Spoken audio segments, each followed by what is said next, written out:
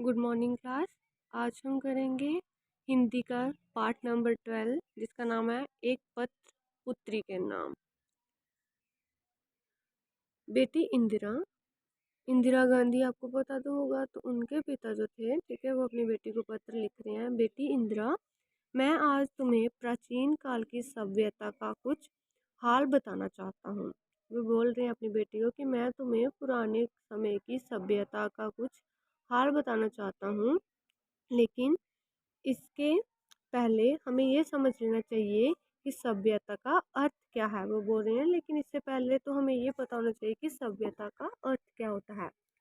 कोश में तो इसका अर्थ लिखा है अच्छा करना, सुधारना, जंगली आदतों की जगह अच्छी आदतें पैदा करना, और इसका व्यवहार किसी समाज या जाति के लिए ही किया जाता है।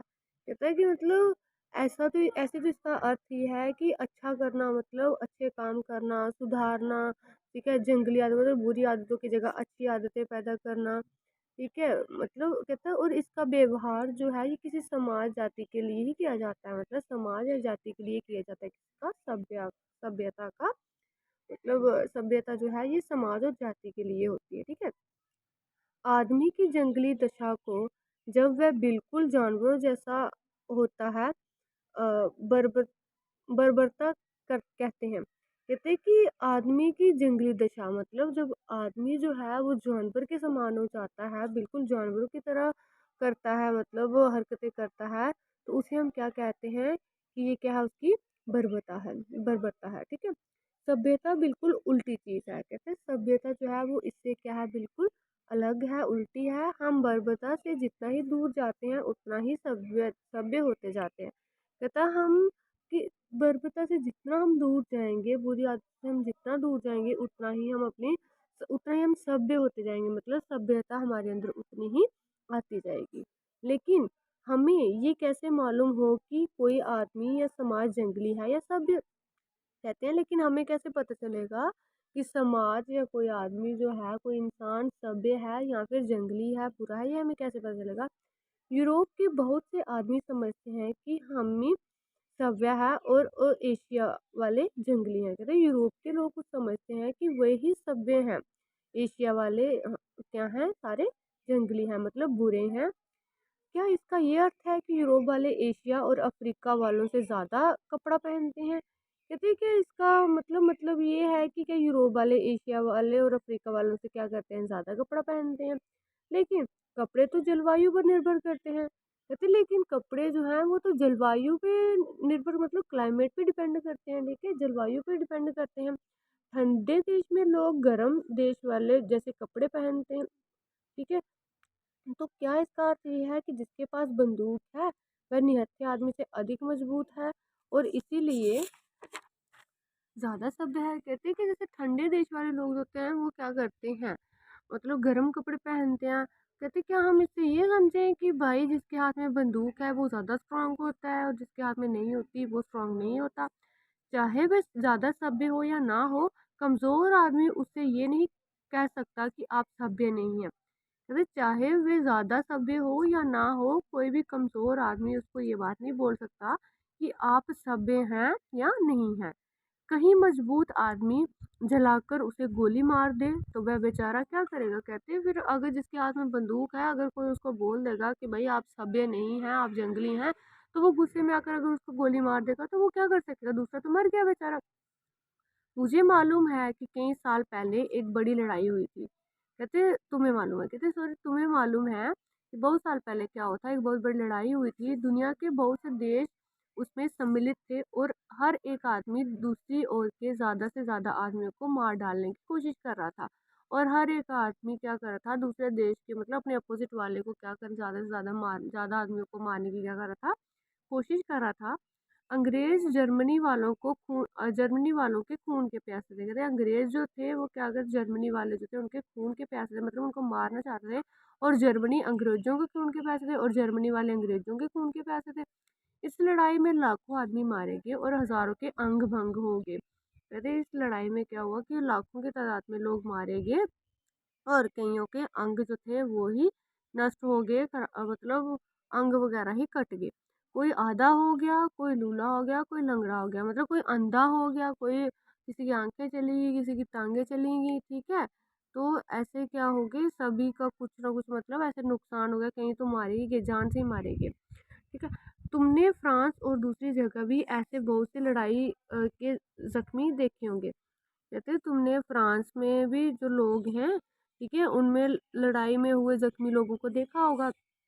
पेरिस की सुरंग वाली रेलगाड़ी में, जिसे मेट्रो कहते हैं, उनके लिए खास जगह है। कहते पेरिस की जो सुरंग वाली रेलगाड़ी है, जिसे हम मेट्रो बोलते हैं, उसमें उनके लिए क्या है, खास जगह है। क्या तुम समझती हो कि इस तरह अपने भाइयों को मारना सभ्यता है और समझदारी की बात है। कहते तो क्या तुम समझती हो कि इस तरह अपने ही भाइयों को मारना सभ्यता है या फिर समझदारी वाली बात है। दो आदमी गोलियों में लड़ने लगते हैं तो पुलिस वाले उनमें बीच बचाव कर देते हैं और लोग समझते हैं कि ये दोनों कितने बेवकूफ़ हैं। कहते हैं कि दो आदमी जो हैं वो गलियों में लड़ने लगते हैं, ठीक है, तो पुलिस वाले क्या करते हैं, उनके बीच में आते हैं, उनका बचाव कर रहे हैं, तो लोग क्या समझते हैं कि भाई ये दोनों तो पागल हैं जो लड़ रहे हैं, ठीक है, बेवकूफ़ हैं। जब दो बड़े बड़े देश आपस में लड़ने लगे तो हजारों लाखों आदमियों को मार डालें, तो भाई कितनी बड़ी बेवकूफ़ी या पागलपन है। कहते तो अगर दो देश आपस में लड़ रहे हैं, झगड़ रहे हैं, तो सोचो वो कितनी बड़ी, अगर दो आदमी लड़ रहे हैं तो वो बेवकूफ़ है, तो अगर दो देश आपस में लड़ रहे हैं उसमें तो हजारों लोग लड़ रहे हैं, तो वो कितने बेवकूफ़ बेवकूफ़ और पागलपन वाली बात होगी। ये ठीक वैसे ही है जैसे दो जंगली जंगल में लड़ रहे हो। कहते ये ठीक वैसे ही है कि जैसे जंगल में दो जंगली आपस में क्या कर रहे हो, लड़ रहे हो। अगर असभ्य आदमी जंगली कहे जा सकते हैं तो वह मूर्ख कितने जंगली जो इस तरह लड़ते हैं। कहते हैं अगर असभ्य आदमी जो है, ठीक है, वो क्या जंगलियों की तरह लड़ रहे हैं, जंगली उनको बोला जा सकता है, तो जो मूर्खों की तरह लड़ रहे हैं उनको हम क्या बोलेंगे, वो कितने मूर्ख और कितने जंगली होंगे।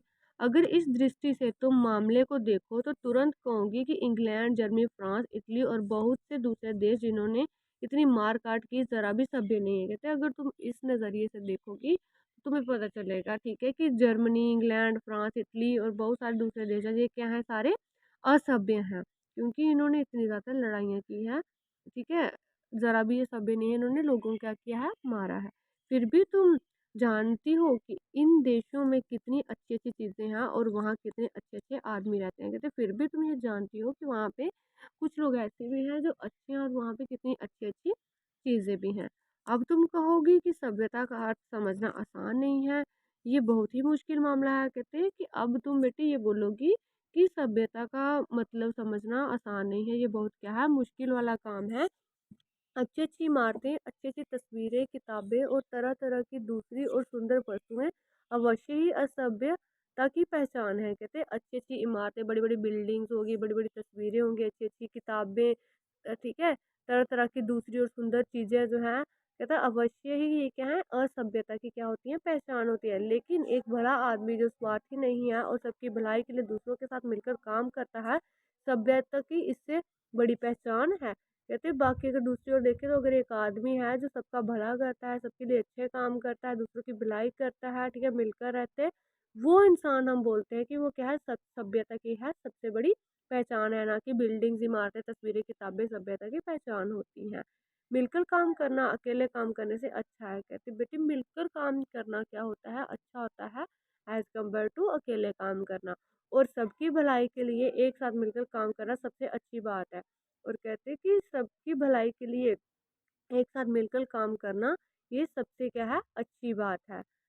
जवाहरलाल नेहरू, ठीक है, और एंड में वो अपनी बेटी को पत्र लिख रहे थे, ठीक है, और इंदिरा के पिता का नाम क्या था, जवाहरलाल नेहरू, और उन्होंने पत्र अपनी बेटी को लिखा है, इसलिए इस लेसन के जो वो क्या बोलते हैं उसे, लेखक जो है वो कौन है, जवाहरलाल नेहरू। ठीक है बच्चे, तो इसी के साथ हमारा ये पार्ट जो है ये कंप्लीट होता है।